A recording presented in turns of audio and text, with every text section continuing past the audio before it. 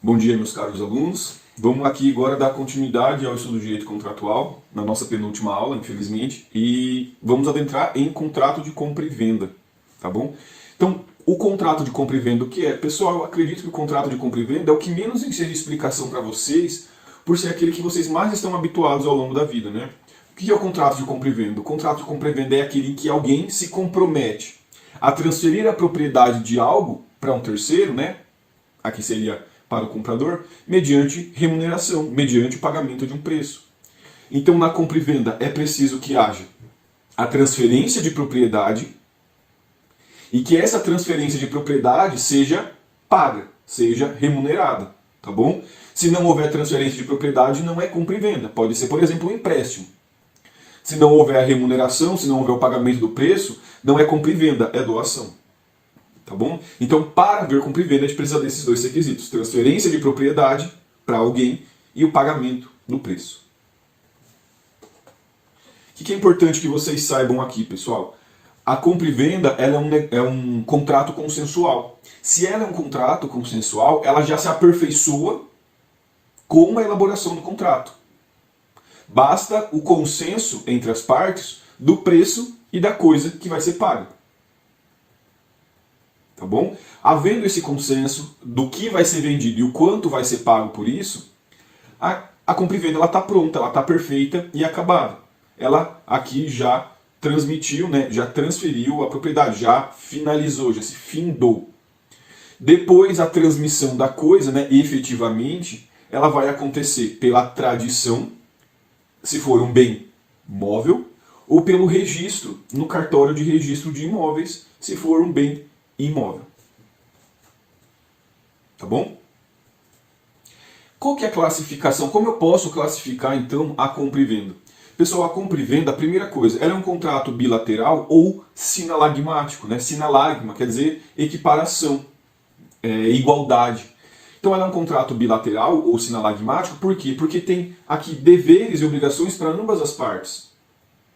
Né? Tanto o comprador quanto o vendedor, ambos aqui têm deveres uns com os outros, né? Além disso, é um contrato oneroso, porque aqui essa transferência da propriedade implica numa modificação patrimonial do vendedor, porque está saindo um bem do seu patrimônio, e também implica numa alteração patrimonial do comprador, que vai ter que dar dinheiro. Tá bom? Então aqui ele é também um contrato oneroso. É um contrato, como regra, comutativo. Tá? Então aqui as partes sabem quais são seus direitos e obrigações e, como regra, não está ligado com a sorte. Tá? Então, como regra, é um contrato comutativo. Exceto, pessoal, exceto naqueles casos dos contratos de empitio spei ou empitio rei speratai, que é o contrato, né, de venda de uma coisa futura, venda de uma safra, por exemplo, que a gente já trabalhou no semestre passado. Essas são as exceções. Porque a regra é que o contrato de compra e venda é um contrato comutativo. Quando você firma o contrato, você sabe o que está comprando e sabe quanto vai pagar por isso. Como eu disse para vocês, é um contrato consensual, ele está pronto com consenso. Então a outra parte, ela tem que te restituir, ela tem que te dar a coisa, ou tem que te pagar o preço. Fixado o contrato, finalizado o contrato. Se ela não entrega para você, se ela não transfere a propriedade, você vai poder exigir isso, inclusive judicialmente, tá bom? Porque o consenso aperfeiçoou o contrato. Quais são os elementos desse contrato de compra e venda? Bom, nós temos as partes, que isso é óbvio para vocês, são comprador e vendedor, né? Temos a coisa, que deve ser uma coisa lícita, possível, determinada ou determinável. Tem que ter um objeto, essa compra e venda. Além disso, é necessária a fixação de um preço a ser pago. E aí, obviamente, né, é necessário o consenso, que as partes estejam em comum acordo acerca disso. Tá bom? Então, partes, coisa, preço e consenso. Tendo esses elementos, a gente fala, então, do aperfeiçoamento da nossa compra e venda. Tá bom? O que é importante falar sobre as partes? O que tem de interessante para trabalhar com as partes? Pessoal, em relação às partes, é interessante que vocês saibam que essas partes elas devem ser capazes, né? E não sendo capazes, elas devem estar assistidas ou representadas. Tudo bem? Outra observação muito interessante. Se eu faço um negócio jurídico com um menor púber, ou seja, um menor entre 16 e 18 anos, eu faço uma compra e venda com ele, mas ele esconde a idade. Depois de um tempo, ele pode alegar a idade para anular esse contrato? Não se esqueçam, pessoal, que o menor entre 16 e 18, que omite a sua idade de forma dolosa, ele não pode depois querer anular esse contrato. Ele não pode depois querer se beneficiar da sua própria torpeza. Tudo bem? Isso, inclusive, pessoal, é o que consta no Código Civil, lá na parte geral, né? Lá no artigo 180 do Código Civil, tá bom? Artigo 180 do Código Civil. Olha o que ele fala. O menor entre 16 e 18 anos não pode, para eximir-se de uma obrigação, invocar a sua idade, se dolosamente a ocultou, quando inquirido pela outra parte, ou se, no ato de obrigar-se, declarou-se maior. Então aqui, pessoal, o menor, como regra, ele tem que estar assistido, né? Ou representado, dependendo da idade que ele tem.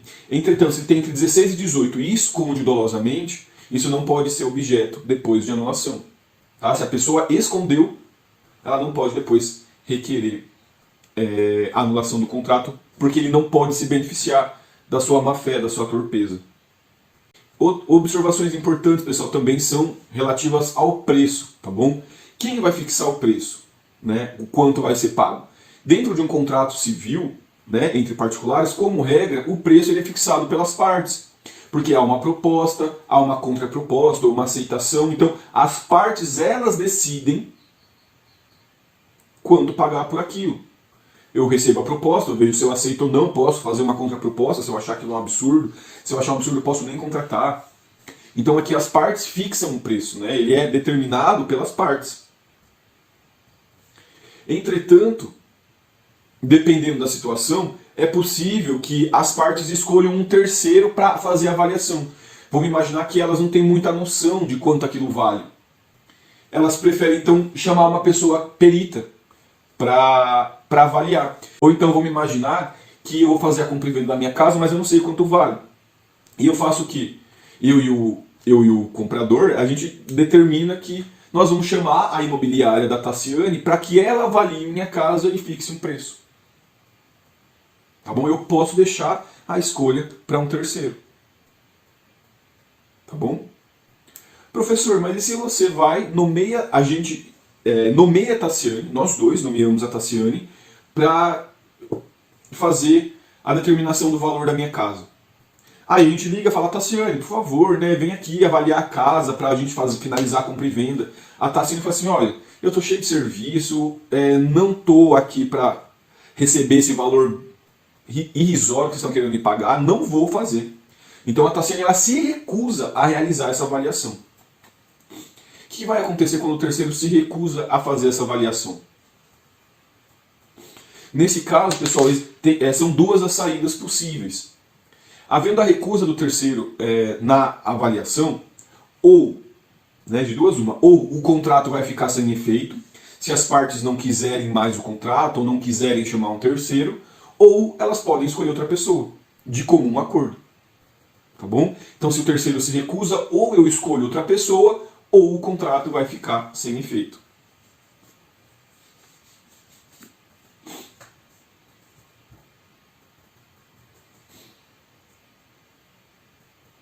Tá bom? É possível também, pessoal, que o valor ele seja atribuído a alguns critérios variáveis, como por exemplo, a bolsa de valores, vinculação com o dólar, ou então com a variação do ouro, tá bom? Então é possível que as partes fixem alguns critérios que sejam mais ou menos variáveis, de acordo com alguns índices ou parâmetros, tá bom? Mas obviamente que tem que ser algo que seja possível de determinação objetiva, né? Como por exemplo, exemplo que eu trouxe para vocês, dólar, ouro, bolsa de valores, não vai ser algo que vai ficar a critério de uma das partes. Inclusive, pessoal, é importante que vocês saibam acerca disso, que o preço ele não pode ser fixado, né? Não pode ser determinado somente pelo arbítrio de uma das partes. O que eu quero dizer com isso? Vamos imaginar que eu celebro uma compra e venda com a Jennifer e eu falo assim, olha, eu vou vender o meu carro para a Jennifer e o preço será o que eu quiser no momento da celebração do contrato. Então a Jennifer ela ficaria à mercê da minha vontade, do quanto eu quero que ela pague. Ela não vai saber quanto ela vai pagar. Ora, se o contrato de compra e venda é, como regra, um contrato consensual, um contrato comutativo, né, as partes elas devem saber quais são seus direitos e obrigações, o que esperar daquele contrato. Então, para evitar isso, né, que fique ao arbítrio de uma parte exclusivamente, é que não pode ter cláusula dizendo que somente uma parte escolherá unilateralmente o valor do preço, né, a quantia a ser paga. Então não pode ficar o preço unilateralmente para uma pessoa.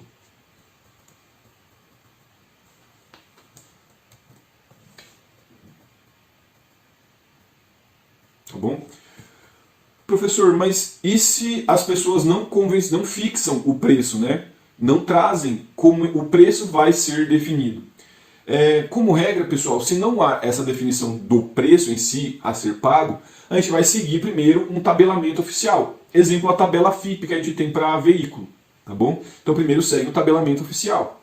Se não houver um tabelamento oficial, as partes vão ter que se sujeitar, né? Entende-se que as partes vão se sujeitar ao preço habitual, ao preço costumeiro no mercado. Então, quanto é que se habitualmente se paga por isso?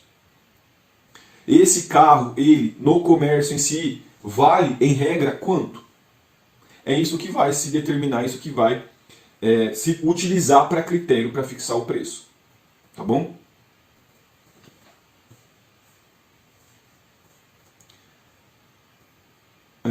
Com relação ao preço, pessoal, eu acredito que isso seja o de mais importante. A última observação que a gente tem que é interessante é com relação a quem deve cumprir primeiro a sua obrigação.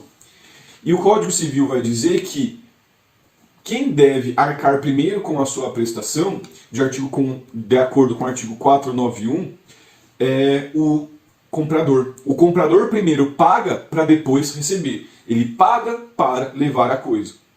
Tá bom? Então, como regra, primeiro há o pagamento do preço para depois a entrega da coisa.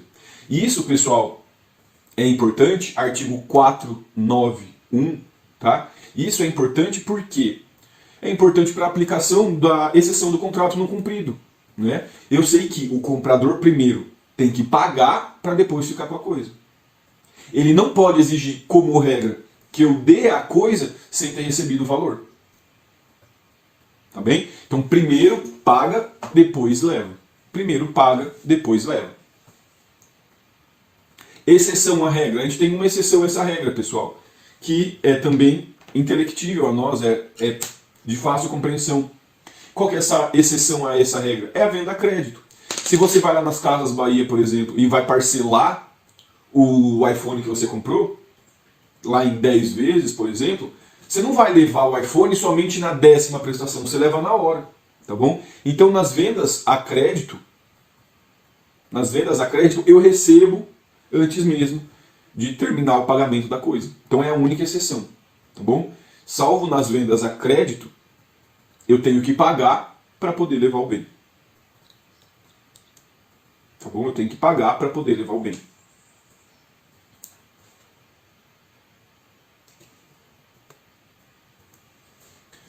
Professor, e as despesas dessa compra e venda? Porque quando eu vou fazer uma compra e venda, eu tenho que pagar escritura, eu tenho que pagar registro, né? Eu tenho que pagar também, às vezes, o transporte dessa coisa, né?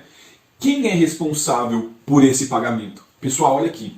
Como regra, né? E aqui essa regra é uma ordem, é uma regra de ordem privada, então as partes podem fixar de forma diferente, né? As partes são livres para pactuar isso, mas não havendo estipulação, a escritura e o registro devem ser pagos pelo comprador, tá bom? A escritura e o registro devem ser pagos pelo comprador. Então, eu preciso pagar lá os 800 da escritura pública. Quem vai pagar é o comprador, ele que tem interesse em adquirir.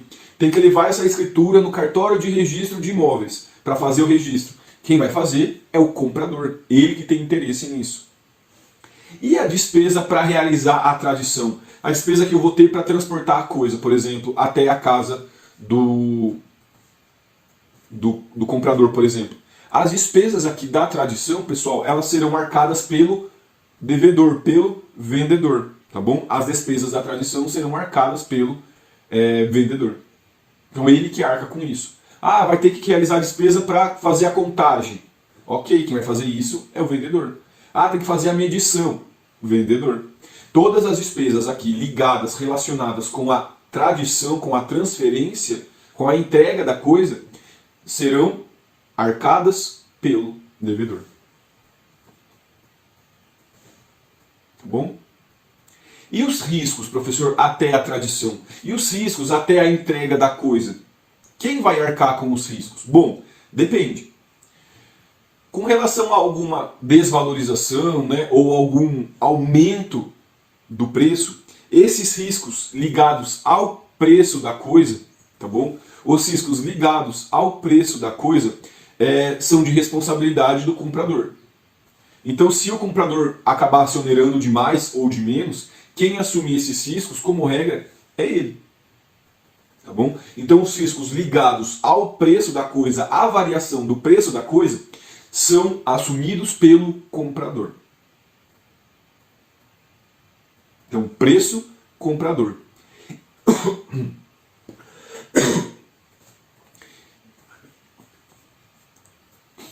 E os riscos ligados com a coisa, com o seu perecimento ou com a sua perda? Os riscos ligados com a coisa antes da tradição são de responsabilidade do vendedor, tá bom? Então o vendedor deve arcar com os riscos da perda ou deterioração da coisa até a entrega. Depois de entregue, aí a coisa se perde para o dono, então a responsabilidade é do comprador. Mas antes da entrega, a responsabilidade ela vai ser do vendedor. Tá bom? A responsabilidade é do vendedor. Tem exceção a isso, professor? Sim, pessoal, há exceção a essa regra. Tá bom? Há exceção a essa regra. Vamos imaginar a seguinte situação. Eu me comprometo a vender 15 vacas para Amanda, tá bom? E eu falo assim, Amanda, dia 19 de maio você vem até aqui, até minha fazenda, que eu vou separar 20 vacas para você. Tá bom? Vou separar 20 vacas para você e eu separo essas 20 vacas. Então essas 20 vacas elas são feitas, né, por contagem. Se acontecer, eu pego e falo assim, ó, para não ter problema aqui, né, com relação às minhas vacas e as vacas da Amanda, eu vou separar as vacas. Vou deixar aqui separadas as vacas da Amanda, porque era para ela ter vindo até ontem e ela não veio, e vai ficar aqui guardadinha, separadinho. Vamos imaginar que acontece algum caso fortuito ou força maior, uma chuva desata e cai o telhado em cima das vacas e algumas dessas vacas morrem. Né? Quem é que vai arcar com a perda dessas vacas? Né? Quem que vai arcar com a perda dessas vacas? Pessoal, nesse caso, como o comprador ele estava em atraso, né? Ele estava em mora, mesmo acontecendo aqui um fortuito, ele que vai perder com isso, tá bom? Ele que vai perder com isso. Aí aqui ele, de certa forma, vai arcar com esse risco da perda da coisa. Se ela já estava posta à sua disposição, mas ele não foi retirar. Tá bom? Mas ele não foi retirar.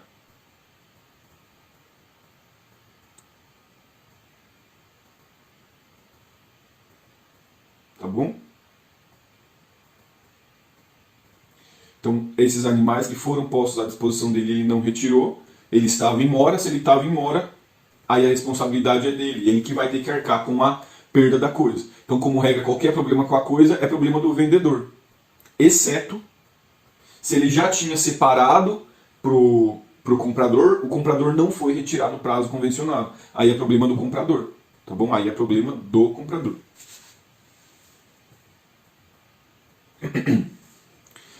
E onde vai ser feita essa tradição? Pessoal, A tradição, como regra, será feita onde está a coisa, tá bom? Como regra, é onde está a coisa no momento da celebração, tá bom? É onde está a coisa no momento da celebração. Então a vaca estava na minha fazenda, como regra a tradição vai ser feita na minha fazenda, ela tem que vir aqui buscar a vaca.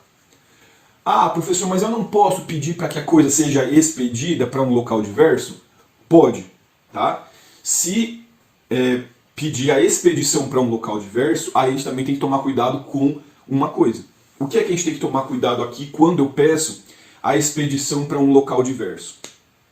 Havendo o pedido para que a coisa seja remetida a outro local, não onde ela está, ou onde ela estava na celebração do contrato, qualquer percalço, qualquer problema que tenha acontecido nessa expedição, né, nesse transporte das coisas, isso deverá ser arcado como regra pelo comprador, tá bom? Então, se o comprador pediu o transporte e a coisa se perdeu, aí é problema dele. Tá bom? Então vamos imaginar que eu vendi aqui 100 porcos para a Gabriele. Tá bom? A Gabriele pediu para comprar 100 porcos da minha fazenda. Falei assim, Gabi, vem buscar. Ela falou assim, olha, Matheus, não tem como eu buscar, mas eu vou mandar um caminhão e buscar esses porcos. Ou então entregue para a empresa X que vai fazer o transporte. Eu ligo para a empresa e falo, olha, os 100 porcos da Gabriele estão aqui esperando vocês no dia tal, né? Vem retirar. Aí esse caminhão está indo entregar os porcos para a Gabi e tomba no meio do caminho. Eu, Matheus, que fiz tudo certinho, tenho que arcar com essa perda da coisa? A resposta, pessoal, é não, tá bom?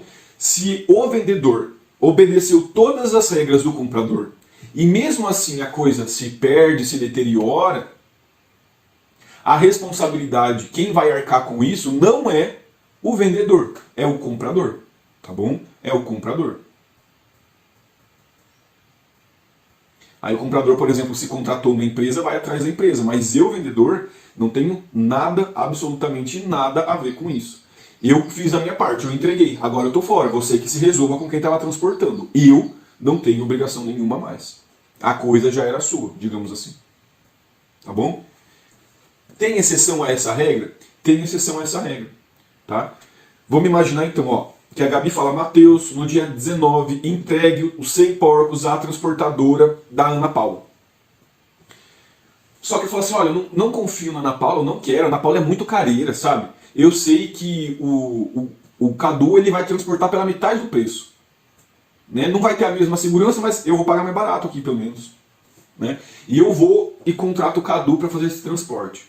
Ou seja, eu estou desobedecendo as regras que foram impostas pelo comprador ou pela compradora.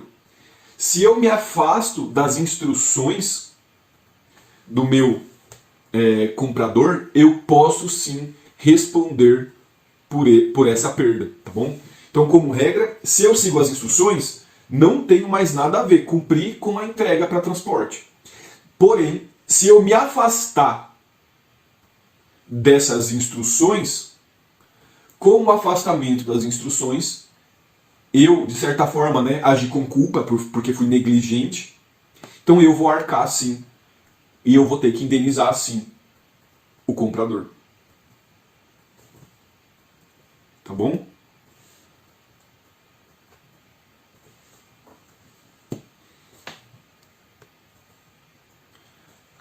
O artigo 495, pessoal, ele traz uma disposição interessante, mas que na verdade eu não vou me aprofundar porque a gente já estudou ela. O que o artigo 495 ele fala? Ele traz a consagração aqui, na verdade, da exceção do contrato não cumprido, né? Mais uma vez.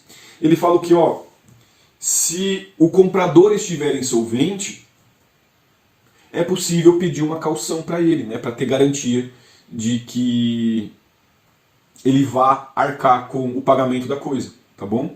Então, ainda que eu tenha feito uma venda para ele pagar depois, se eu achar que ele pode cair em insolvência, eu posso pedir caução para garantir que ele vai ter como pagar a dívida. Tá bom? Olha o que fala o artigo 495, que é uma consagração da exceção do contrato não cumprido.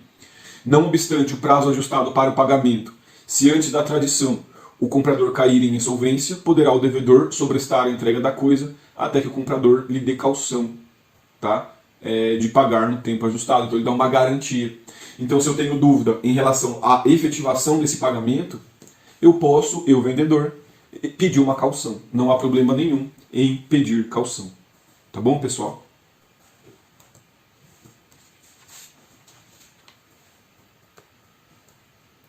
Então, com isso a gente encerra essa parte geral da compra e venda. Tá bom? A gente encerra essa parte geral da compra e venda. Vamos agora para algumas questões especiais dentro da compra e venda. A primeira dessas questões especiais dentro da compra e venda que a gente vai ter, pessoal, é com relação à venda de ascendentes para descendentes. Tá bom? Pessoal, o Código Civil, no artigo 496, artigo 496, veda a venda de ascendente para descendente, tá bom? A venda de ascendente para descendente. Então, pessoal, prestem atenção. A vedação aqui é de ascendente, pai, para filho. Ou seja, o filho pode vender para o pai? Pode. O código não traz impossibilidade da venda de descendente para ascendente. Ele traz uma certa vedação da venda do ascendente do pai para o filho. Ascendente para descendente não pode. Então é só nessa ordem, de cima para baixo. De baixo para cima tá tranquilo, tá liberado, tá bom? Então vamos lá. Por que a questão do ascendente para o descendente é anulável para o negócio jurídico? Por que tem a sanção da anulabilidade? Porque, pessoal, o Código Civil ele vê que nessa venda pode acontecer um adiantamento da legítima, um adiantamento da herança. O pai pode estar preferindo um filho do que o outro, né? Ele pode estar violando a igualdade existente entre os filhos. Então, para evitar esse tipo de comportamento, é que a venda de ascendente para descendente, como regra, ela é anulável. Tá bom? Professor, então, em hipótese nenhuma, o pai pode vender para o filho? Pessoal, preste atenção. Como regra, o pai não pode livremente vender para o filho ou para a filha. A mãe não pode vender para o filho ou para a filha. A venda aqui, ela só pode acontecer, né? Por isso eu disse livremente, ela só vai poder acontecer se o cônjuge concordar e, além disso, se os demais herdeiros, se os irmãos, por exemplo, também concordarem com essa venda, tá bom?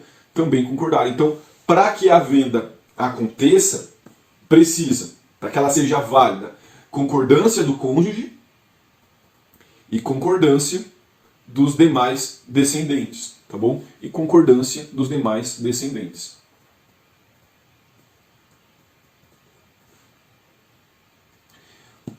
Professor, tá, vamos imaginar que meu pai ele vende para o meu irmão escondido de mim e eu descubro. Eu descubro que meu pai vendeu para o meu irmão escondendo de mim. Qual que é o prazo que eu tenho para anular? O prazo, pessoal, para pedir anulação é de 2 anos, tá bom? O prazo para anulação aqui é de 2 anos, que é a regra geral das anulabilidades no Código Civil, tá bom?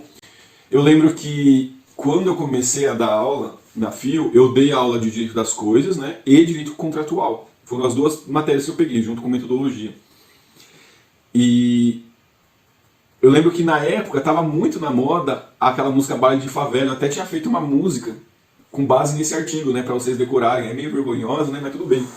Porque eu vou cantar só porque às vezes eu esqueço dessa regra tipo do prazo, alguma coisa assim. E aí eu canto essa música pra mim mesmo, tipo, pode pra um, pode pra outro, daí eu canto a música que eu lembro. Então a música era assim, ó, não sei se vocês lembram da música Baile de Favela, né, mas tudo bem, acho que sim, porque não é tão velha assim, né. Foi o que, em 2016, faz 4 anos só. A música que eu tinha feito era assim, ó. Se é pra descendente sem consentimento, se é pra descendente sem consentimento, quer alienar, não tô entendendo, prazo de 2 anos o negócio tá valendo, vai. Então assim, ó, se é pra descendente, ascendente para descendente sem consentimento, você tá querendo alienar sem consentimento, não pode, tá? Não tô entendendo o que você tá querendo fazer. Não pode fazer isso. Mas eu tenho 2 anos para contestar. Se eu não contesto em 2 anos, o negócio vai passar a valer. Tá bom? tem 2 anos para contestar. Queria ter uma voz mais legal, né? Podia fazer um remix aqui para ficar mais animadinha a música, mas é isso que tem para hoje.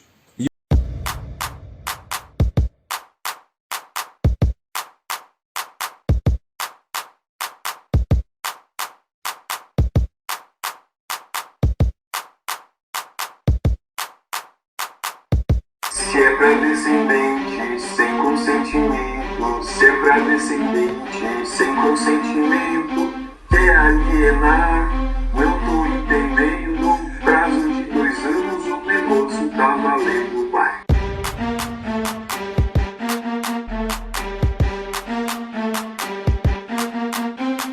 Quer alienar, eu tô entendendo. Prazo de 2 anos, o negócio tá valendo, vai. Essa é uma das questões especiais, né? O ascendente não pode vender para o descendente. Precisa de consentimento dos demais. Então precisa do consentimento dos herdeiros e precisa do consentimento do cônjuge.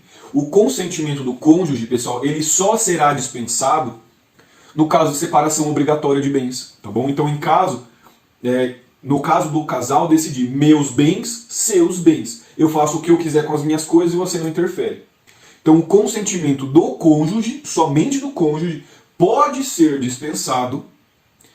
Aliás, não vai ser necessário, né? O consentimento não será necessário se for regime de separação de bens, tá bom? No caso de regime de separação obrigatória de bens, as partes decidem não comunicar o seu patrimônio, como aquilo é meu, você não interfere, então você não tem que aceitar nada. Essa é a ideia, tá bom? Então, ascendente para descendente, consentimento dos demais descendentes e do cônjuge. Descendente sempre, cônjuge será afastado se for regime de separação obrigatória.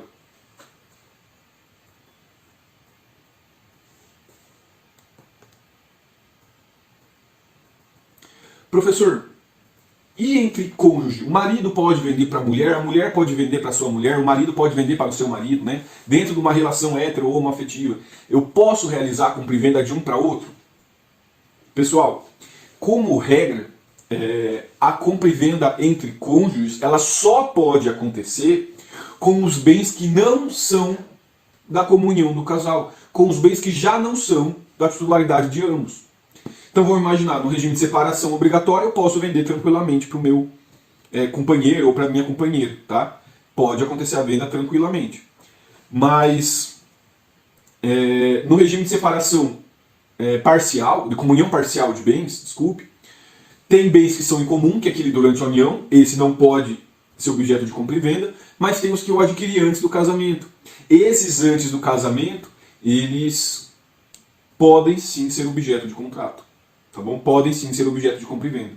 Então aqui, mais uma vez, entre cônjuges, pode acontecer a compra e venda de um para outro, desde que sejam bens fora da comunhão, né? Bens que não são compartilhados por todos.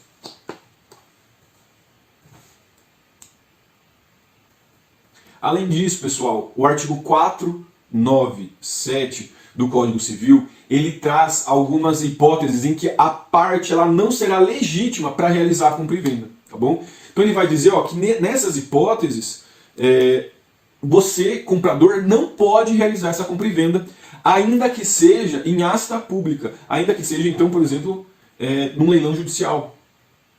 Tá bom? Então essas pessoas elas não têm poder, elas não têm legitimidade para realizar a compra e venda. E quem são essas pessoas? E o que elas não podem comprar? Vamos lá. O artigo 497 ele vai trazer o rol aqui. Ele vai dizer, tutor, curador, né, testamenteiro, administrador. Essas pessoas que têm administração de um bem de outra pessoa, que cuidam dos bens de outra pessoa, elas não podem adquirir esses bens que elas estão administrando, tá bom? Então, as pessoas que cuidam, que administram bens de outras pessoas, não podem adquirir esses bens dessas pessoas que elas cuidam. Ou não podem adquirir esses bens que elas administram. Tá bem? O inciso segundo vai dizer, o servidor público não pode adquirir bem do ente público a que ele está vinculado. Então eu não posso adquirir bem da pessoa jurídica para a qual eu trabalho. Então, se eu sou um servidor municipal, eu não posso adquirir um bem do município. Eu não posso comprar um bem do município, por exemplo. Tá bom? E nem, obviamente, os bens que estão sob a minha administração. Eu, prefeito, por exemplo, não posso falar, ai, nossa, eu gosto tanto daquele terreno da prefeitura, vou transformar ele em minha propriedade. Né? Porque está na minha administração e eu faço o que eu quiser. Não, não pode. Os bens que estão na minha administração, aos meus cuidados, eu não posso adquirir. Tá bom? A mesma regra vai valer para o judiciário, pessoal. Todas as pessoas vinculadas ao judiciário, juiz, secretário, perito, todos eles não podem adquirir os bens que tiver ali ligação com a entidade que ele está ou ligação com os processos que correm naquele tribunal. Então, tem alguma questão que está envolvendo um litígio sobre um determinado bem e esse bem vai à venda. O juiz não pode comprar. As partes precisam vender a coisa para transformar em dinheiro, para repartir, por exemplo, aquele bem. O juiz não pode comprar isso. Tá bom? Esses bens que são objeto de um processo não podem ser adquiridos pelos membros do judiciário. Tá bom? Não podem ser adquiridos pelos membros do judiciário. E a mesma coisa vai valer, obviamente, para leiloeiro. Né? O leiloeiro não pode comprar o bem que ele está leiloando. Então aqui vocês percebam, sempre que eu tiver uma certa autoridade ou administração sobre os bens, eu não posso comprar eles. Tá? Esse poder que eu tenho me traz algumas responsabilidades. E uma dessas responsabilidades é a impossibilidade, né, de comprar essa coisa. Tá bom? Passada essa questão, pessoal, depois nós vamos para uma outra questão interessante, que é a venda ad corpus ou a venda ad mensuram. O que é a venda ad corpus ou venda ad mensuram? Vamos lá. A venda ad mensuram é a venda que eu vou vender por metro, por peso, por quantidade. É aquela que as partes elas querem comprar algo, mas elas vão comprar uma quantidade determinada. Então, por exemplo, eu vou comprar um imóvel, mas eu quero comprar 50 alqueires da sua fazenda. Eu digo que eu quero a quantidade que eu quero. Isso é venda ad mensuram. Eu compro uma quantidade fixada, uma metragem determinada. Eu compro pela quantidade que eu estou comprando. Tá? Então aqui, por exemplo, eu quero 50 alqueires da sua fazenda. O que me importa são 50 alqueires. Tá bom? Então aqui a venda ad é aquela que o que me importa é a metragem. Eu compro pelo tamanho, pela metragem que tem. Ao lado da venda de mensura, nós temos também a venda ad corpus. Na venda de corpus, eu não me importo tanto com a metragem. O que eu me importo é com a coisa, com as qualidades da coisa. Vamos imaginar aqui na venda de corpus que eu estou falando de uma casa. Então eu olho para aquela casa e falo, nossa, que casa linda, eu entrei na casa, adorei a casa. Não me importa tanto se ela tem 400 ou 450 metros quadrados. O que me importa é que ela tem as qualidades que eu admiro. Por exemplo, ela é arejada, ela é bem localizada, ela está bem cuidada, ela tem a quantidade de quartos que eu preciso, ela tem uma suíte que eu queria, ela tem uma cozinha, né, com uma ilha no meio, que é o meu sonho, por exemplo. Então aqui na venda ad corpus, o que me importa é a coisa. Não estou ligando tanto para o tamanho dela. Eu compro a coisa por ser aquilo que eu desejo, e não pelo tamanho que ela tem. Tá bom? Eu compro a coisa por ser o que eu desejo, o que eu almejo, não pelo tamanho. Então não me importa tanto o tamanho da casa, por exemplo. O que me importa é que ela tenha as características, as qualidades que eu queria para uma casa para mim. Tá bom? E por que eu estou falando isso? Porque, pessoal, de acordo com o artigo 500, se na venda de um imóvel a gente fixar, né, determinar a medida, a extensão desse imóvel, né, trazendo a área, se depois eu for fazer essa medição e eu ver que está errado, por exemplo, eu falei que tinha comprado e queria 50 alqueires, mas recebi 49 alqueires, eu vou ter direito, na venda ad mensuram, de pedir o complemento da área ou devolução dessa diferença, tá? Abatimento no preço. Ou então a resolução do contrato, tá bom? Então na venda ad mensuram, como eu compro pelo tamanho, eu quero aquela metragem, não sendo entregue essa metragem, eu tenho 3 saídas. Ou eu peço aumento da coisa, então me dá mais, você me deu 49 alqueires, me dá mais um alqueire. 2. Eu posso pedir, olha, você me deu 49, eu paguei por 50. Me devolve o preço relativo a esse um alqueire que você não me entregou. Tá? Segunda possibilidade, restituição do preço pago a mais. E terceira saída, pessoal. A terceira saída, ela vai ser qual? Vai ser a possibilidade de eu resolver o contrato. Vai ser assim, ó, se você não pode me dar 50 alqueires e eu quero 50 alqueires, problema seu. Eu não quero mais isso, você não me entregou o que eu pedi, agora a gente vai resolver esse contrato. Tá bom? Então eu tenho essas 3 saídas. Óbvio que sempre, pessoal, deixar a resolução do contrato para a última hipótese, última situação. Sempre tentar manter o contrato. Não sendo possível, você vai e resolve. Tá bom? Não sendo possível, resolve esse contrato. Tá bom? E isso está no artigo 500 do Código Civil. Tá bom? Artigo 500 do Código Civil. Vamos lá. O que mais tem para falar da regra da verdade de mesura? Pessoal, essa possibilidade de devolver, né, ou então pedir abatimento, ou então pedir complementação, ela só vai ser possível, de acordo com o Código Civil, desde que não exceda, aliás, desde que exceda, né, 5% do total afirmado, tá bom? Então, a diferença, ela, se passar disso, ela é considerada, ela tem que ser, obviamente, sempre indenizada. Até 5% tem uma certa flexibilização acerca disso. Tá bom? Então, até 5% eu não posso entrar com ação para pedir a complementação, por exemplo. Exceto, né, se eu provar, olha, esse 5% faz diferença sim. Vou imaginar que eu comprei 100 alqueires e daí 5 alqueires faz muita diferença. Se eu provar, né, que naquela circunstância esse 5% faz diferença, em razão desse 5% eu não teria realizado o negócio jurídico, aí eu posso aplicar essas 3 saídas. Mas como regra, até 5% é uma diferença considerada aceitável e essas 3 alternativas que eu apresentei, elas não seriam aplicáveis, tá bom? Até 5% da metragem. Tá bom? Até 5% não exija nenhuma complicação, salvo se eu provar que esse 5% faz diferença. Implicaria sim no contrato. Tá bom? 5% só. Então é o limite que eu tenho. Até 5% não posso extinguir, não posso pedir complementação, de nada. Passou de 5% com certeza. Professor, mas 5% de 200 alqueires, é muita coisa, é muita grana. Bom, se eu provar que naquelas circunstâncias esses 5% fariam de fato diferença no contrato, eu posso aqui pedir indenização, né, o abatimento, a complementação ou até a extinção. Mas é exceção, como regra, até 5% não pode mais fazer nada. Tá bom? E qual que é o prazo que eu tenho para fazer isso, pessoal? Né? Qual que é o prazo que eu tenho para reclamar? O prazo que se tem para reclamar, pessoal, é de 1 ano, tá? Contado do registro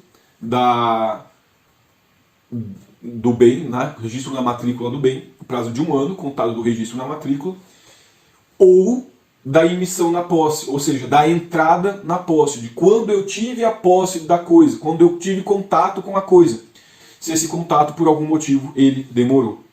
Tá bom? Então, se o prazo é de 1 ano, contado do registro. Entretanto, se eu demorei para ter o contato com a coisa, mas não por culpa minha, obviamente, por culpa do alienante, por culpa do vendedor, eu demorei para ter a coisa nas minhas mãos, tá? Então isso, obviamente, demorou para eu saber que a metragem estava errada, aí conta de quando eu entrei na posse. Tá bom? Então são dois os inícios desse prazo. Um, do registro, se eu já tive contato ou pude ter contato direto com a coisa, já pude entrar na posse da coisa, ou se o vendedor demorou para me entregar a coisa,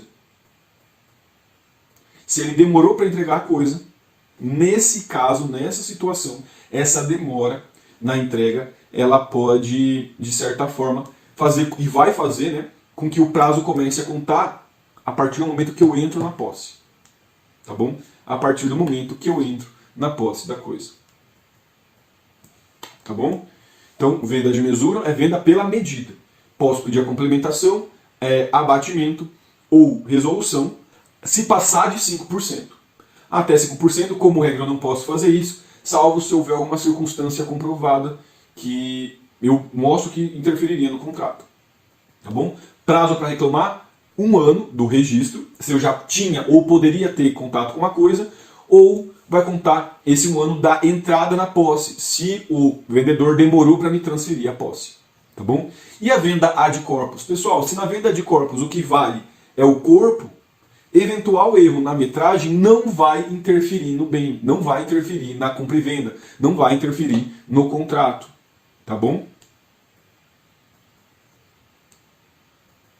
Tudo bem? Então na venda ad corpus, quando eu compro uma coisa, eventual erro na metragem não vai fazer com que eu tenha que complementar isso, ou vai fazer com que eu tenha um abatimento.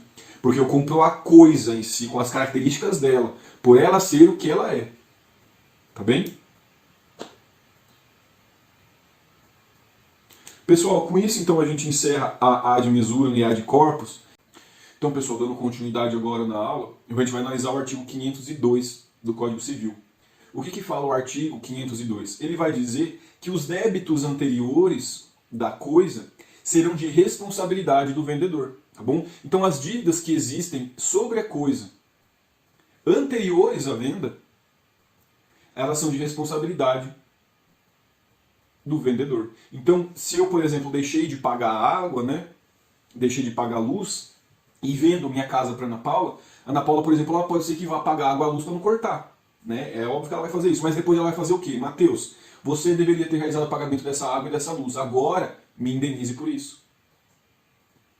Tá bom? Me indenize por isso. Então, os débitos, multas até, por exemplo, ligados com o antigo proprietário, se você arcar, você vai pedir restituição sim. Porque o dever de pagar por isso é do antigo dono, é do vendedor. Tá bom? Eu só respondo como regra a partir da aquisição da propriedade. A partir de quando eu me torno dono. Se eu for obrigado a pagar antes, a pagar isso, sendo obrigado a realizar esse pagamento, eu vou pedir reembolso, vou pedir restituição do preço pago e eventuais juros, correções monetárias e tudo mais. Tá bom? Falando aqui agora sobre essa questão dos problemas, né? A gente tem que lembrar uma coisa que a gente falou sobre vício oculto. Porque apesar de já ter sido trabalhado lá em vício oculto, né, em vício redibitório, o Código Civil, ele de novo fala isso aqui dentro de compra e venda. E o que é que ele vem trazer? Ele vai falar assim, olha, se eu faço uma venda de coisas conjuntas, então eu entrego uma universalidade de coisas para vocês, um conjunto de coisas, o defeito em uma delas, né, em um dos produtos, como regra, não enseja a devolução de todos, né? Você só pode devolver e pedir a restituição daquele que está com problema. Tá bom? Então você compra 20 vacas. Uma vaca veio doente. Né? Você vai falar o quê? Vou devolver todas as vacas? Não, eu conservo as 19 comigo, mas me dá uma outra no lugar dessa ou me devolve o preço que eu paguei por essa única vaca. Então, nas coisas conjuntamente vendidas, o problema em uma ou algumas não enseja a devolução de todas. Tá bom? Então aqui é aquela regra que a gente já aprendeu para vício redibitório.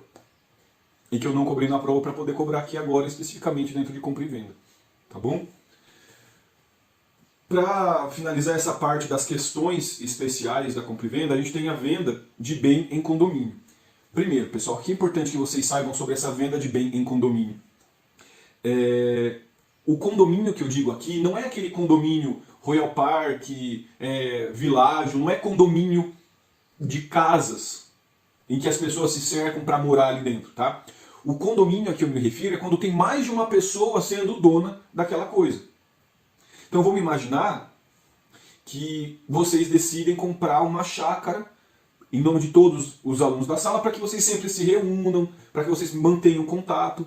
Quando vocês fazem a compra, aquela casa ou aquela chácara, ela está no nome de todo mundo.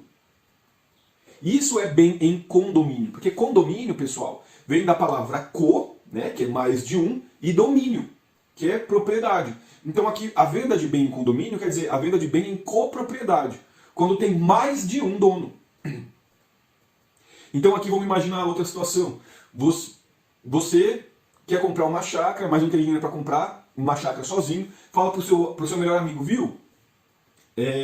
Tem uma chácara lá vendendo, eu tenho só 1/3 do valor. Vamos reunir uma galera para comprar aquela chácara para ela ser nossa, para a gente se reunir? Condomínio, tá bom? Outra situação que acontece com condomínio, vamos imaginar que um pai morre e ele deixa como herdeiro 3 filhos. Os 3 filhos eles herdam uma casa do pai. Quem é dono daquela casa? Os 3. Os 3 são coproprietários, condôminos. Os 3 têm domínio daquilo. Tá bom? Então, quando o 504 fala de venda em condomínio, não é a venda em condomínio de uma casa no Royal Park.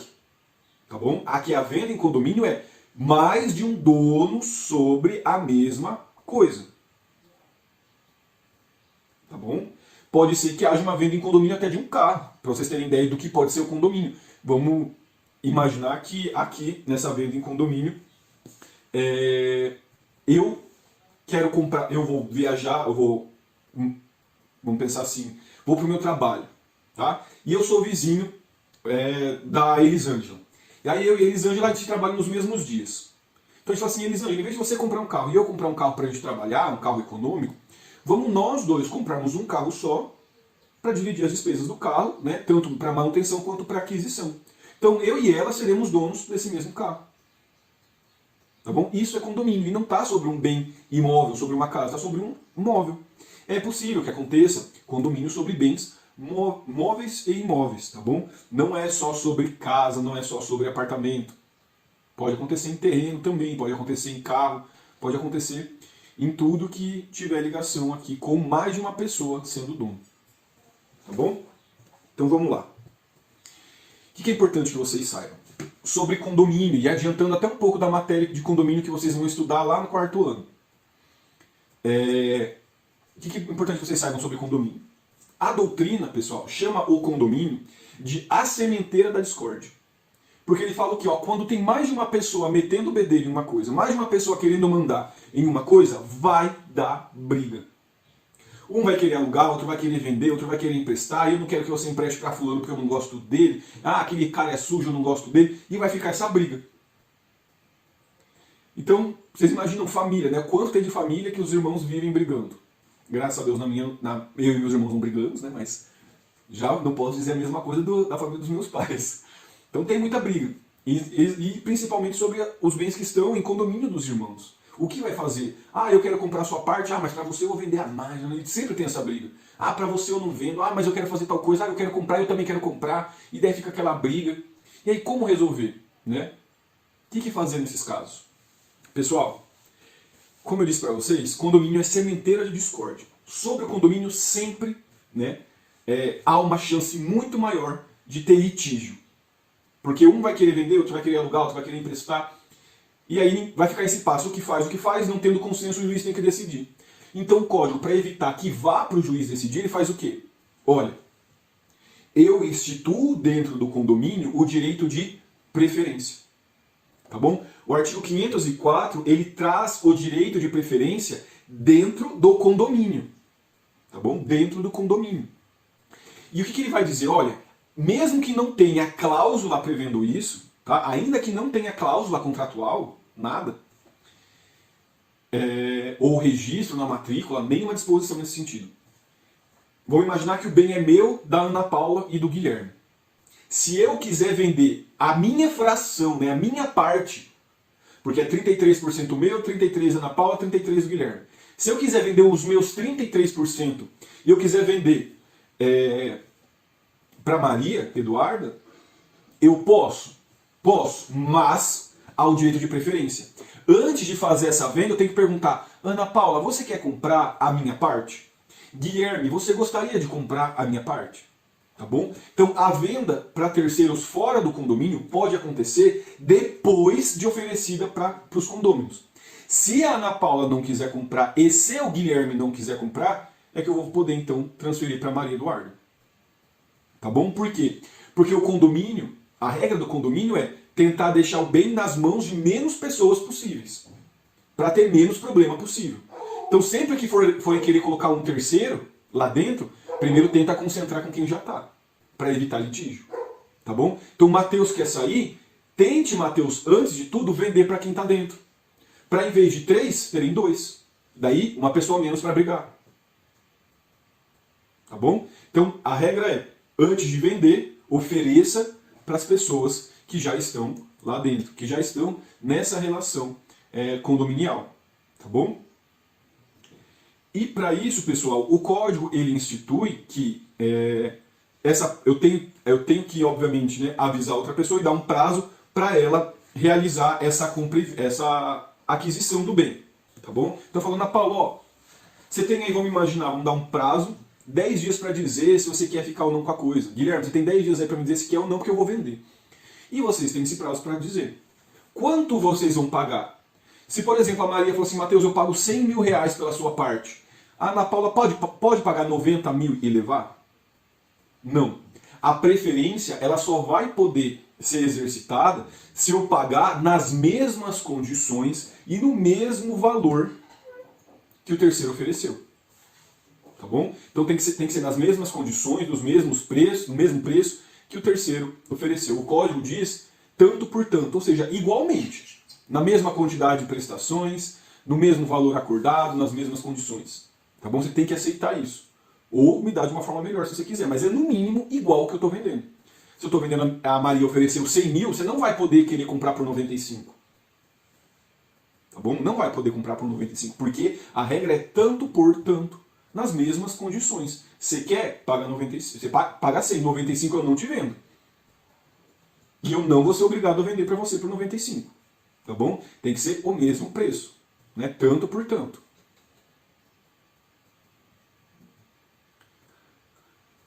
Professor, mas no caso tem a Ana Paula e o Guilherme. E se a Ana Paula e o Guilherme quiserem comprar? Os dois falam, Matheus, eu compro a sua parte por 100 mil. E aí? O que a gente vai fazer? Pessoal, nesse caso, havendo mais de um condômino interessado, a gente tem critérios de desempate. O primeiro critério é, havendo mais de um condômino, vai ter preferência aquele que tem benfeitoria de maior valor. Tá bom? Por quê? Porque é aquele que está cuidando mais da coisa, é aquele que está dando função social para aquilo, é aquele que demonstra uma boa fé maior em cuidar. Então essa preferência é para a pessoa mais cautelosa, mais cuidadosa, a que toma o cuidado necessário com aquilo, a que está investindo na coisa, que acredita nela. Então a preferência é para quem tem maior benfeitoria, né? Benfeitoria de mais valor. Ah, mas tudo que foi feito aqui, todas as benfeitorias, foram divididas igualmente entre Matheus, Ana Paula e Guilherme. Então ninguém fez benfeitoria mais que ninguém. Se ninguém fez benfeitoria mais que ninguém, o segundo critério de desempate é quem tem o maior quinhão. Quem tem a maior parte na coisa?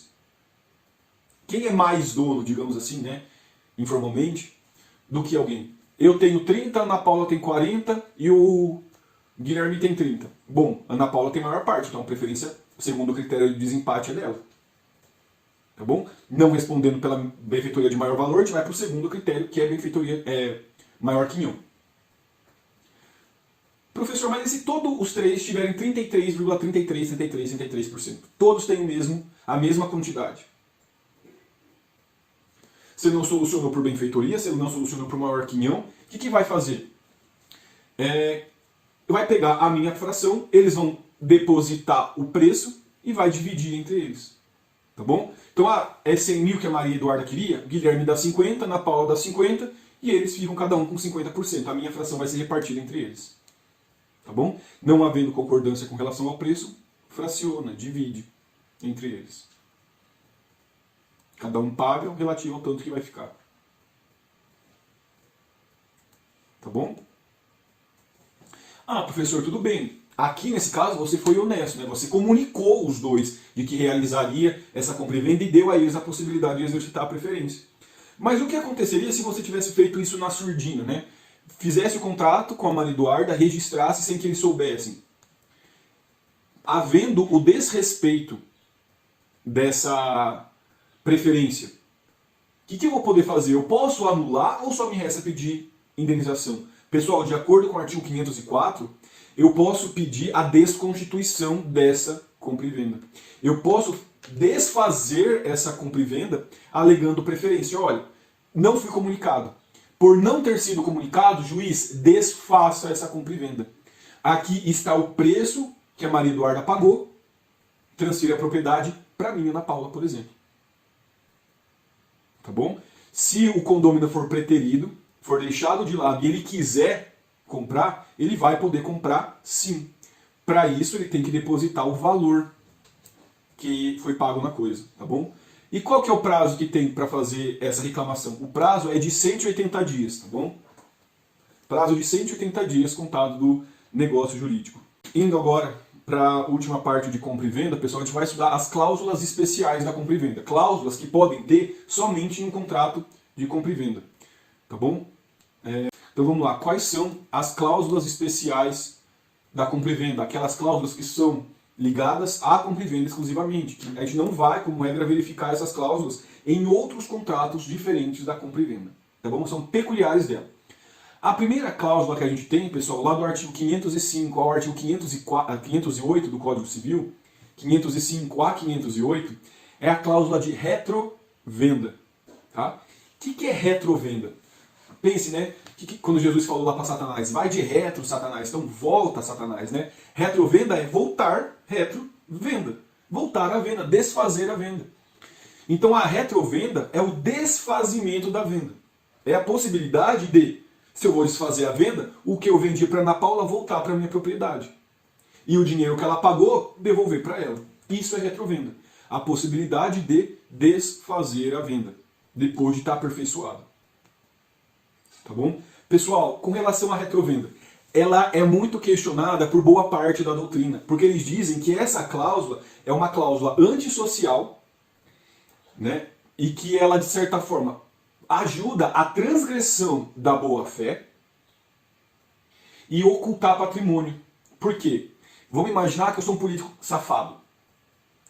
Aí, então, para investigar se meu patrimônio cresceu, né, na véspera das eleições, eu tenho que fazer a declaração do meu patrimônio, para ver se cresceu demais o meu patrimônio ou não. O que eu faço? Antes dessa declaração, eu faço uma venda para Ana Paula, com cláusula de retrovenda, mas já mentindo, porque a Ana Paula sabe que essa venda não aconteceu. Ela é só um laranja. Aí eu coloco uma cláusula de retrovenda. Para quê? Depois que passam as eleições, eu desfaço a venda e o bem volta para mim. Na hora que eu fiz a declaração, não tinha bem o meu nome mesmo. Mas graças à retrovenda ele vai voltar depois. Ou então imagine, quero, né, fraudar os credores. Faço uma venda com cláusula de retrovenda.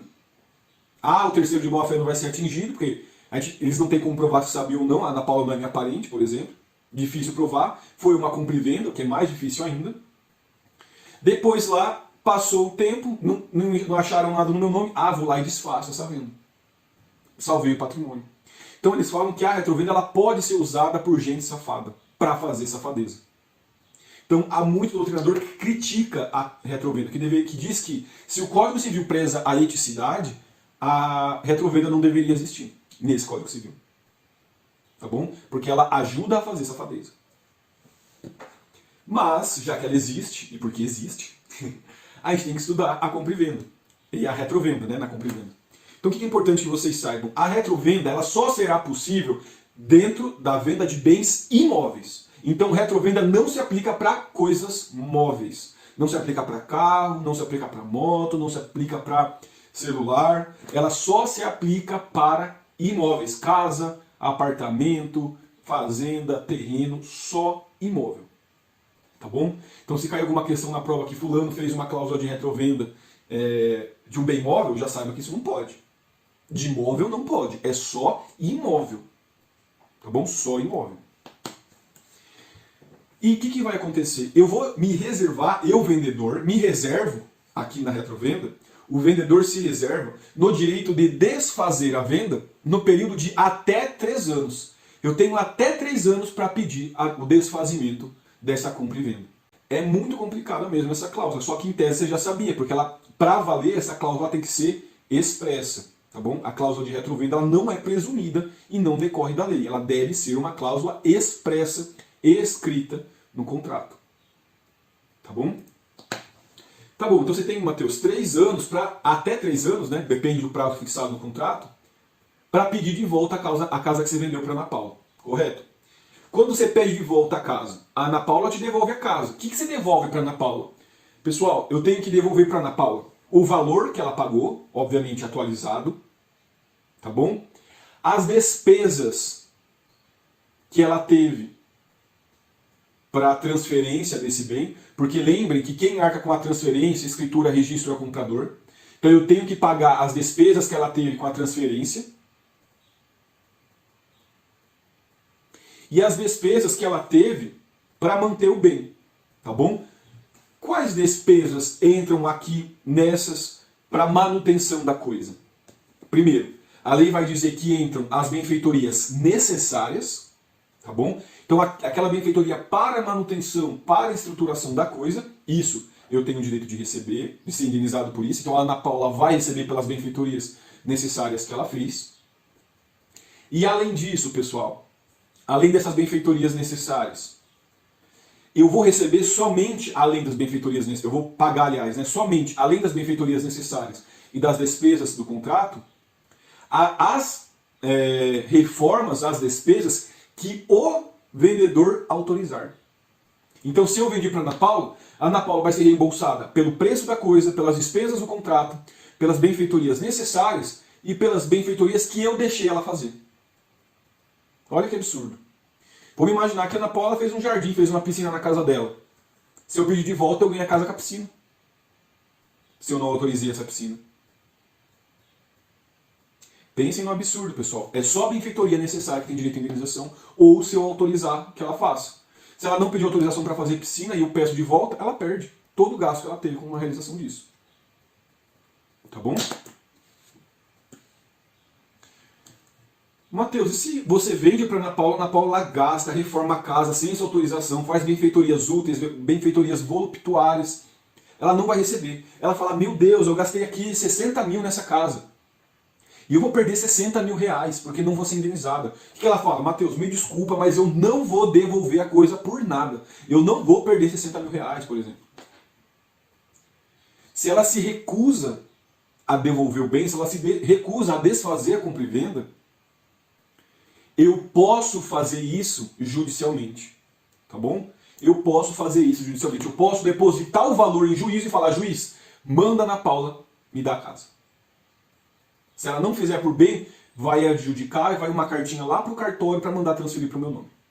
Tá bom? Vai ser forçado, então. Tá bom? Se ela não faz por bem, eu entro com uma ação, depositando o valor em juízo, e se esse valor estiver certo já, né, com o valor integral, o juiz vai me dar a propriedade de volta.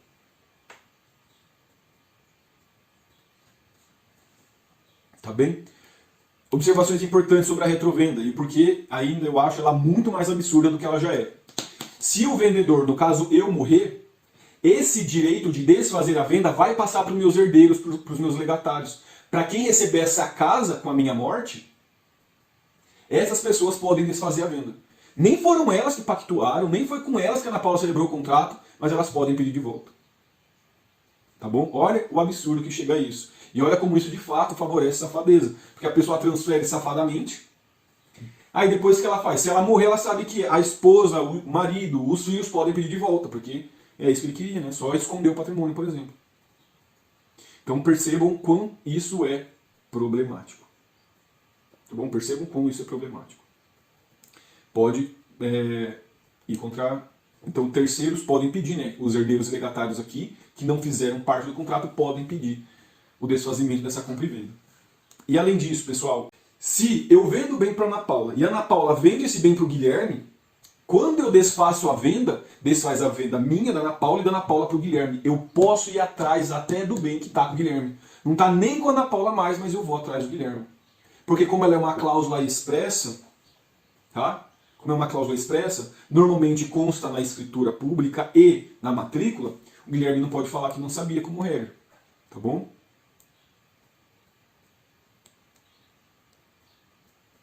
Então, pode ser exercido pelos herdeiros do vendedor, inclusive contra adquirentes da coisa. Tá? Então, pessoas que não tinham nada a ver com essa relação inicial podem ser beneficiadas, se forem meus herdeiros, ou prejudicadas, se forem adquirentes desse objeto. A doutrina ainda admite, ou ainda defende que, se o terceiro, no caso o Guilherme, não tinha como saber dessa cláusula, vamos imaginar que ela não estava na matrícula do imóvel, e não foi informado isso a ele pode ficar com a coisa. Mas ele daí, né, teria que provar que ele não tinha conhecimento. que é bem complicado. Tá bom? Com isso a gente encerra então os aspectos importantes da retrovenda. Passemos agora, pessoal, o estudo da compra e venda, né? A contento e da venda sujeita à prova. O que é venda a contento e venda sujeita à prova? São dois institutos diferentes.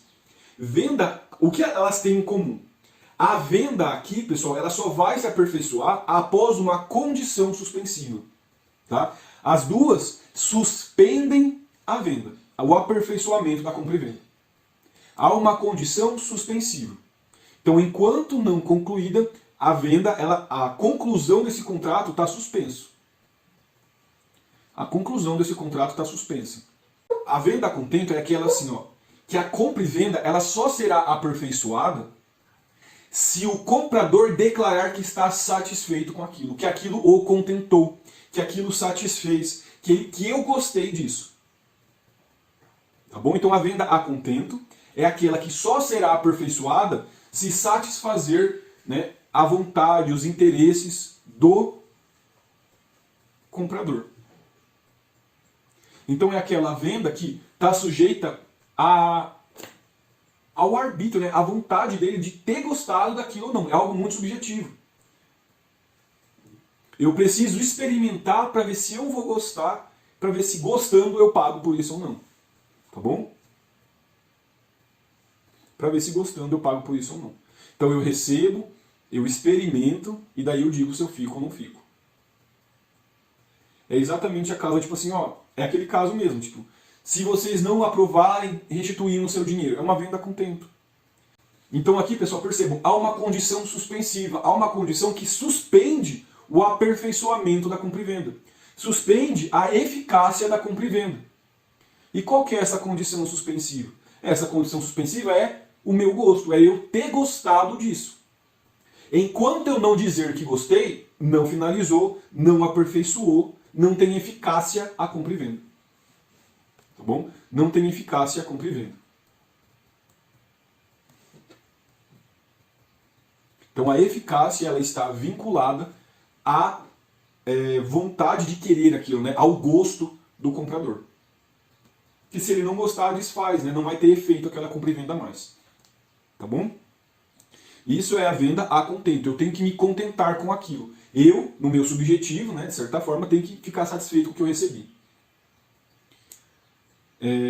E a venda sujeita à prova? A venda sujeita à prova vai ser aquela em que eu recebo a coisa e vou fazer uma análise dela. Vou ver se ela tem as qualidades que a pessoa me prometeu, que o vendedor me prometeu. Tá bom? Então aqui a venda sujeita à prova é assim, ó, ele me promete que vai vender um apartamento que vai ser, e me mostra a planta do apartamento, aqui vai ter imóvel planejado, aqui vai ter cama, armário, guarda-roupa, e vai ser dessa forma. Eu compro, mas pensando que eu quero aquela planta. Tá bom? Quando eu chego no apartamento, eu vejo que não é o que eles tinham me prometido, não é aquela planta, não são aqueles móveis, não é aquela disposição, e eu detestei como ficou. Então aqui não tem as qualidades que o vendedor disse que teria, tá bom? Não tem as qualidades que ele assegurou que existiria. Nesse caso, é uma venda sujeita à prova. Eu provei as qualidades, né? Eu analisei, eu estudei. Prova que não é de experimentar, mas de comprovar o que se fala. Então eu fui analisar o que ele falou. É falso. Não corresponde à realidade. Não correspondeu à realidade? Desfaz então. Quero meu dinheiro de volta. Tá bom? Então venda a contento é aquela que será aperfeiçoada, terá eficácia, quando eu disser gostei. Venda sujeita à prova é aquela que terá eficácia quando eu disser tá certo, o que você falou tem. Não importa se eu gostei ou não, tem que ter as qualidades que você me prometeu. Tá? As qualidades que você disse que teria. É isso que me importa. Então percebam que a venda sujeita à prova é uma venda mais objetiva, porque eu consigo comprovar, ó, tem a metragem, tem a disposição, tem a cor, tem os móveis que você me falou. Tá? A venda sujeita à prova, ela é mais objetiva, eu consigo comprovar e aferir. A venda a contento é muito subjetiva, fica muito à vontade do comprador. Ele pode simplesmente, por não querer mais, não gostei, vai ter que desfazer. Então uma maior segurança é adquirida na venda sujeita à prova. Tá bom? Venda sujeita à prova.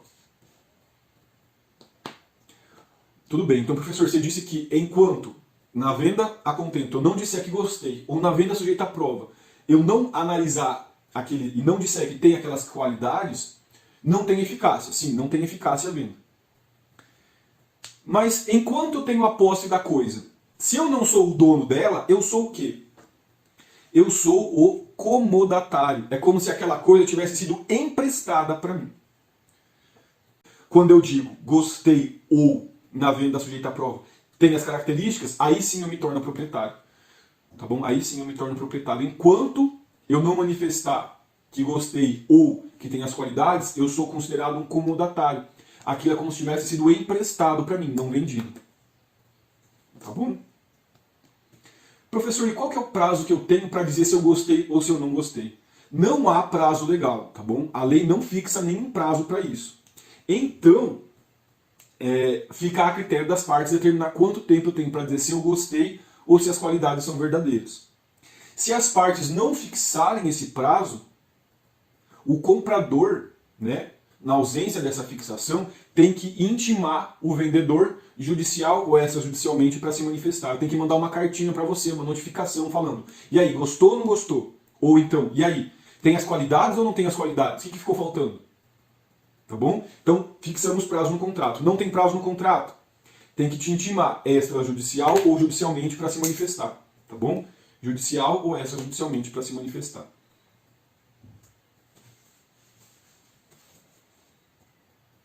Com isso, então, a gente encerra essa parte da venda a contento e venda sujeita à prova.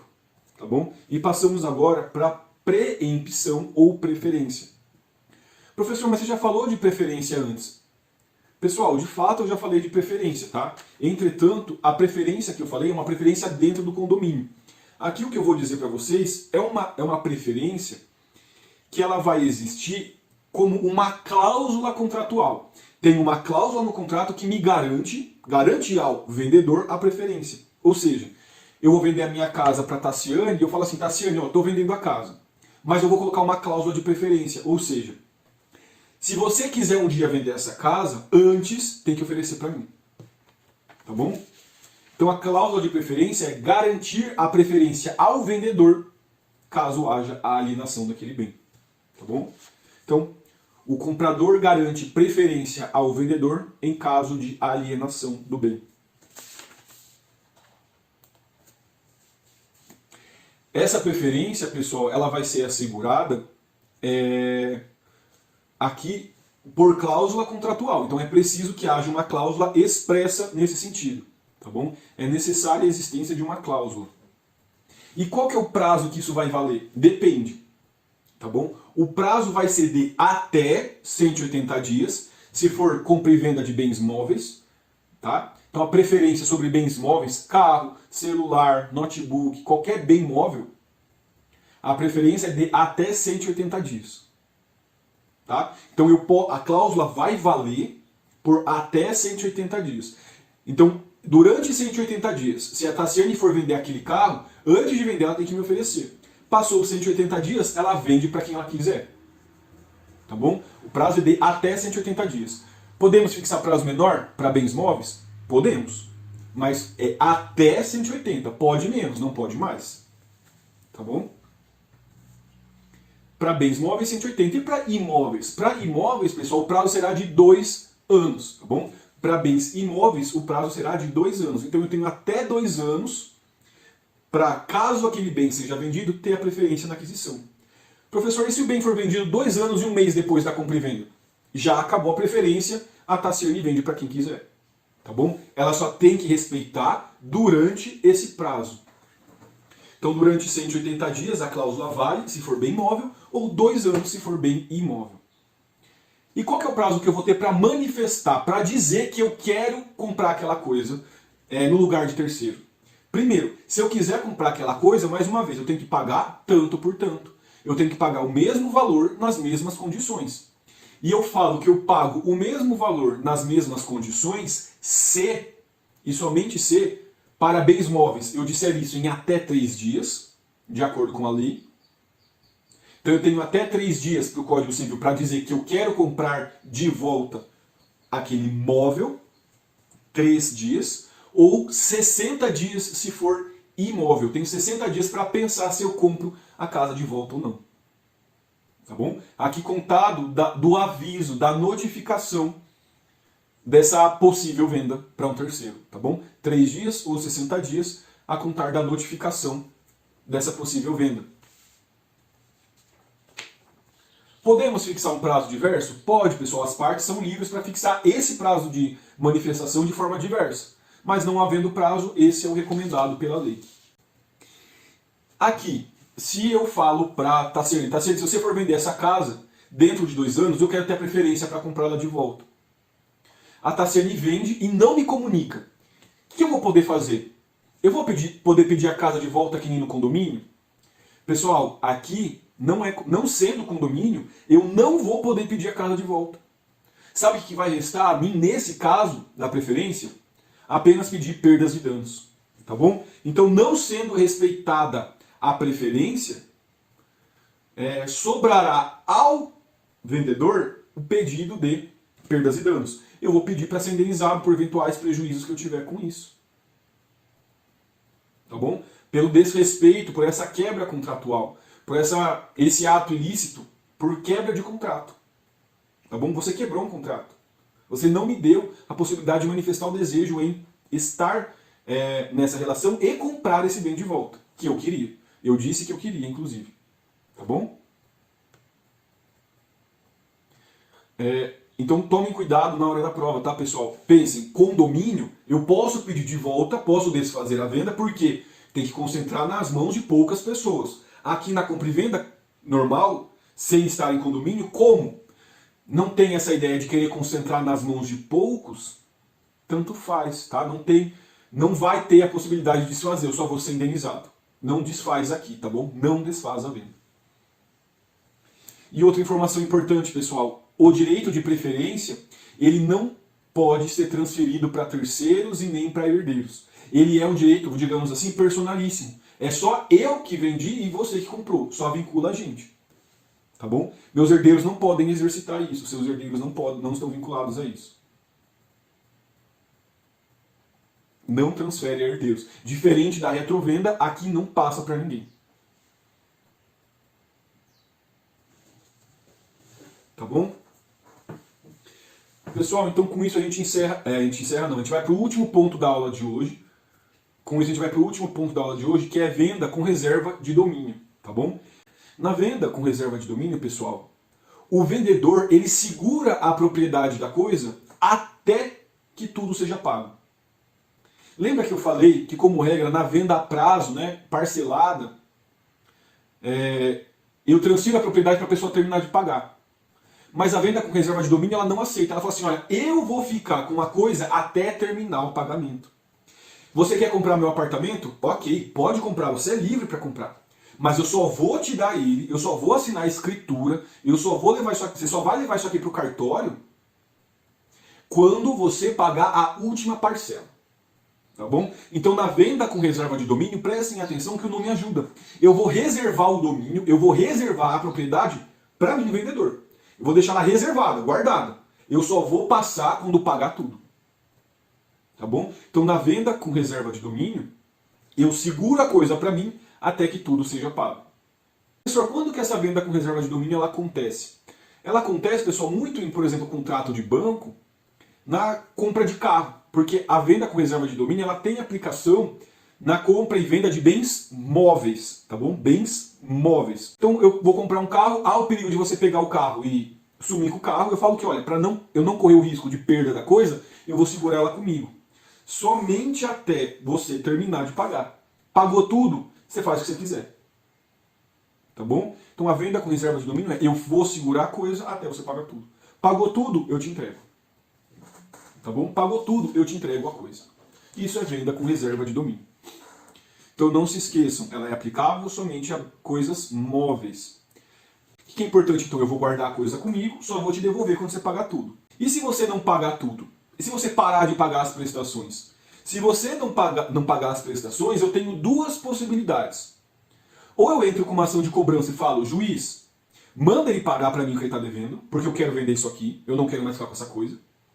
Tá? Então eu entro com uma ação cobrando o pagamento, Ou eu falo assim, olha, não quero mais vender, esse cara dá dor de cabeça, quero desfazer a compra e venda.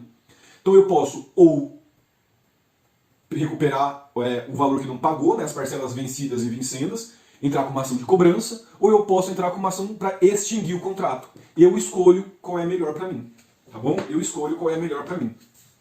O que é importante que vocês saibam? Se eu escolher desfazer o contrato, a coisa que está comigo vai voltar a ser minha normalmente, aquele contrato não vai ter mais validade, mas eu tenho que devolver o valor que ele pagou. Tá? O valor pago deve ser restituído.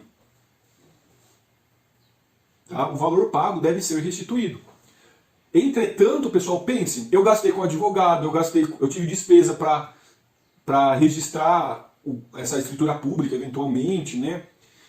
Eu tive cuidados com as coisas, qualquer despesa que eu tenha tido, qualquer percalço que tenha incorrido, tá? Eu posso cobrar dele. Então o que acontece? Prestem atenção. Eu devolvo o valor que foi pago? Devolvo. Mas antes de devolver, eu vou abater perdas e danos. Eu vou abater tudo que eu perdi, tudo que eu gastei com isso. E aí o que sobrar, se sobrar, eu te devolvo. Tá bom? Aí o que sobrar, se sobrar, eu te devolvo. Então eu devolvo dinheiro para você? Devolvo. Mas deduzindo, abatendo as minhas perdas e danos.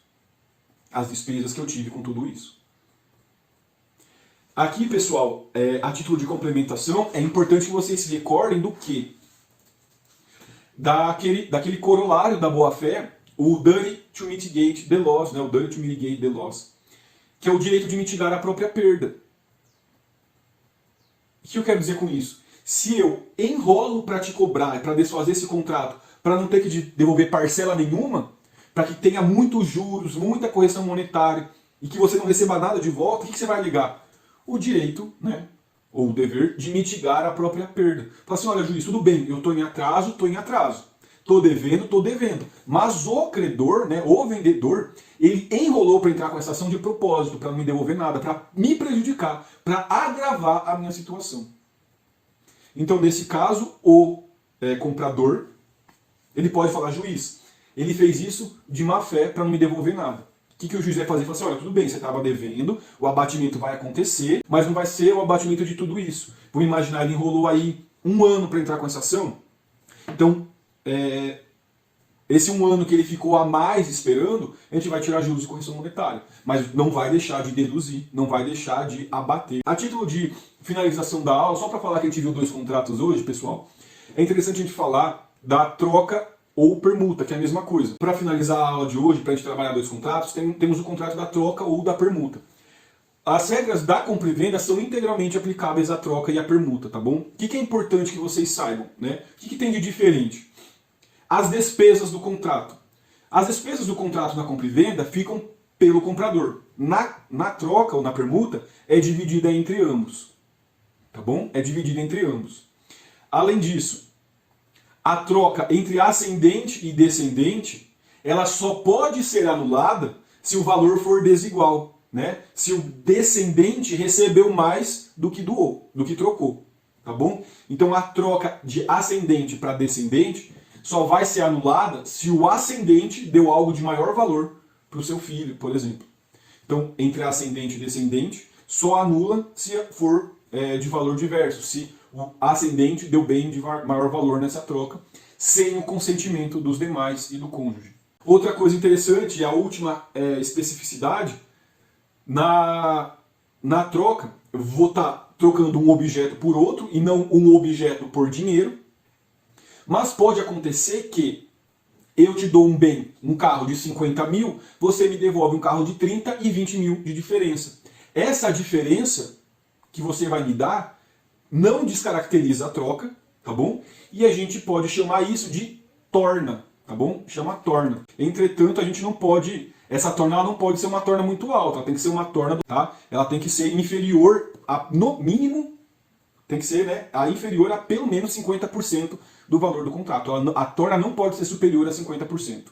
Então o dinheiro que eu vou dar para complementar a coisa que eu estou dando em troca não pode passar de 50%. Então na troca ou permuta, as despesas do contrato são rateadas, a regra de ascendente para descendente ela é aplicável desde que o valor seja diverso, o ascendente esteja dando mais, o resto é tudo igual. Aqui não é um bem por um dinheiro, é bem por bem, mas é admitido assim que haja bem e dinheiro por um bem, desde que o que eu vou dar em dinheiro não seja superior a 50% do contrato. Pessoal, alguma dúvida até aqui? Com isso a gente encerra a aula de hoje, então, e nós estudamos 2 contratos. Olha que legal.